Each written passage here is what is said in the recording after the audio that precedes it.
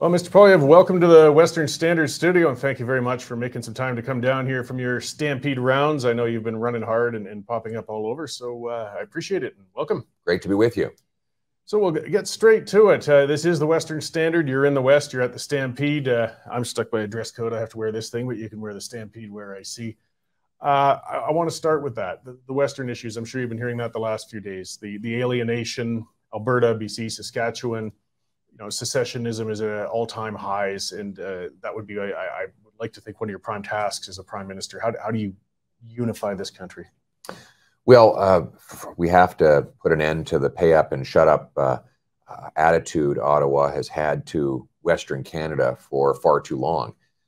We need to treat the Alberta and the West as full partners and give Albertans the same rights and freedoms within Confederation as every other province has.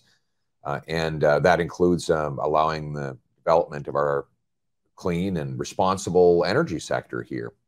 As you know, we have the most ethical energy production on planet Earth. The International Energy Agency says that for the next 20 years, that the world will be consuming 60 million barrels of oil at least every single day. And I think it's best for that oil, or largest part of it, to come from democracies that protect their environments and their people. And there's no one that does that better than Albertans and Saskatchewanians. So I'll be repealing C-69, C-48, and removing the carbon tax to allow for our sector to succeed. And while incentivizing continued environmental advances that the sector has been making over the last decades. So I think if you give Albertans the freedom to produce incomes for themselves and for the country, get the gatekeepers in Ottawa out of the way, then we will be able to produce not only bigger and more powerful paychecks, inflation-proof paychecks for Western Canadians, but it will unify the country. So getting product east, of course, would really make a great deal in energy security for us right now. We just don't have a decent pipeline getting out there. And Energy East died on the vine. It was regulated to death.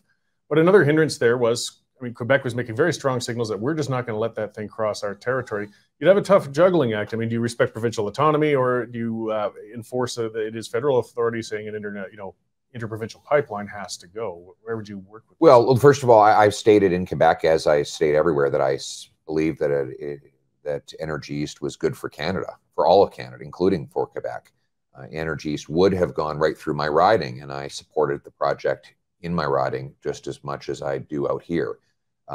Now, I can't promise you that industry is going to come forward with another proposal to run an east-west pipeline, but I do think it would be good for the country if we could clear a corridor that is environmentally responsible, that respects First Nations, that delivers 1 million or so barrels from Western Canada to our East Coast refineries, and both for export to the world, but also to break Atlantic Canadian dependence on overseas oil imports to end the tankers. And it's funny, the Liberals are banning tankers, so-called banning tankers off the West Coast, but welcoming them in the East Coast because the oil in those tankers is foreign. So when I go to Quebec, I say, listen, we appreciate that Quebecers want to reduce greenhouse gas emissions, but the debate is really about where our energy comes from. And when you ask Quebecers, would they rather buy Western Canadian energy or American and overseas energy, they prefer Western energy. There's polling data to support that. So I would side with those Quebecers who believe in supporting our own sector here in Canada, as opposed to those like the Bloc Québécois and the Liberals who want us to continue to send money to Saudi Arabia, Nigeria, and other overseas polluting dictatorships. Yeah, well, a lot of signaling, as you said, private industry, well, if they felt a secure environment to invest in, there'd be a better chance they would step up. But right now, you'd be crazy to invest, to be honest, because you'd be shut down any time. The Trans Mountain Pipeline has been dragging its way for years through BC. But I want to tie it in also to showing government signals of priorities. The Coastal GasLink pipeline, I mean, it's been a victim of eco-terrorism, constant blockades, constant people arrested, rearrested, rearrested. We can't even seem to keep the multi-offenders in jail there, yet Tamara Leach is incarcerated on what I say is a minor bail violation out east. It's just that the priorities of this government seem to be skewed. How can you adjust for that, I guess?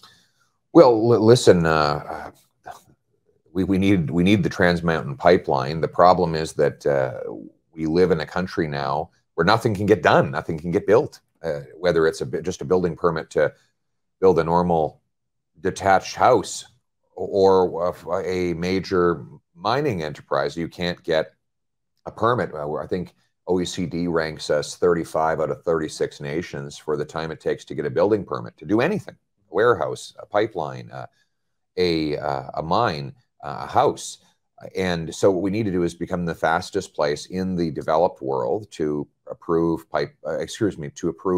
building permits for projects of all sizes. You can protect the environment and health and safety while giving fast and predictable decisions. You see countries like Singapore and Switzerland and others that they can manage to protect their people and their ecosystem without keeping entrepreneurs waiting for a decade to get a decision. And so we need to remove the regulatory gatekeepers, speed up approvals for responsible projects, and actually get things done in this country.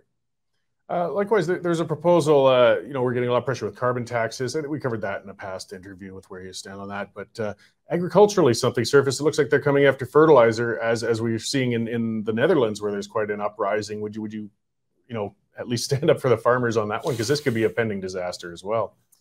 It is just incredible. First of all, it's incredible that we have to be reliant on foreign countries for fertilizer, at least for nitrogen and potash, because we have our own here in Canada.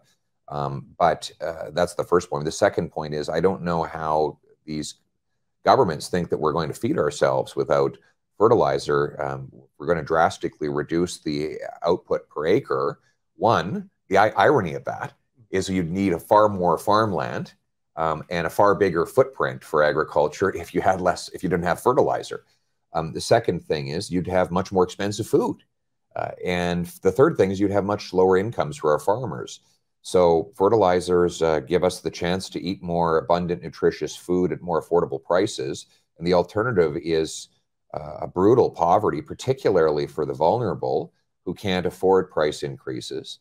I think people around the world are speaking out against this gatekeeper agenda that attacks energy and food supply chains and countless other essentials that we need to survive and thrive as a species. And so I'm going to defend the ability of farmers to use environmentally responsible fertilizers that feed our people and make food affordable for every Canadian. Well, that's great. It's just such a frustrating irony. We're in a country with such abundant resources, and we're paying some of the highest prices on earth for it, and seem to be punishing ourselves for having developed them. Well, food prices are up 10% according to the most recent CPI data. 1 year, 10% increase. And some of the most nutritious foods are up the most. So this drives our poorest people into forced to be making bad nutritional decisions for their kids. I think I saw a poll about 6 or 7 months ago saying that 4 in 5 families had either cut the quality or quantity of their diet to adjust for food prices. This is bad for our health. It's bad for our poorest people, and we need to put an end to it. We should have affordable food. We have among the most abundant supply of arable land on earth. Let's use it to feed our people. Well, yeah, and it's ridiculous. And we're going to see more instability, obviously, with events in Europe, unfortunately, that's ongoing, and that's sort of the breadbasket of Europe. We should be planning at least to keep the cost of living reasonable around here. I'll finish kind of with some self-interest topic, though. We've got an authoritarian government that just seems bent on controlling the media, controlling the internet, controlling expression and speech. We've got C-18, we've got C-11. What could you do to protect independent outlets so that if and when you became prime minister, I could be unfettered in criticizing you and ripping into your government when you go the wrong way? Thanks for the warning. Yeah, no problem. Listen, I believe in free speech, and I will repeal C-11. In fact, in the previous parliament, C-11 was called C-10. and it was the same censorship concept. CRTC would have the ability to manipulate social media algorithms to promote content favorable to the government and demote content the government doesn't want people to see, which is a form of censorship. That's why I fought hard in the last parliament to delay the passage of C-10, so it never actually made it through the Senate before Trudeau called the election. And it's why I'm fighting against C-11 now. And if, God forbid, it does become law when I'm Prime Minister, I will repeal it. Okay, well, that's about all I've got for you today. I know you just had time for a quick visit. Is there more you'd like to add before we let you go here? Well, I feel like people have lost control of their lives. Big bossy government taking people's money and telling them what to do. And that's why I'm running for Prime Minister, to put you back in charge of your life, make Canada the freest nation on earth, let people make their own decisions with their bodies, with their money, with their businesses, with their families, and get the state out of the way. Government should only do what people can't do for themselves, and leave the rest to communities, to families, entrepreneurs, so that they can fulfill their potential with as little interference as possible. Well, I appreciate that. I'll let you get back to your Stampede campaigning, and we'll watch the leadership as it unfolds in the coming months. Happy stampeding to you, my friend. I hope we can talk again down the road. Thank you. Thanks.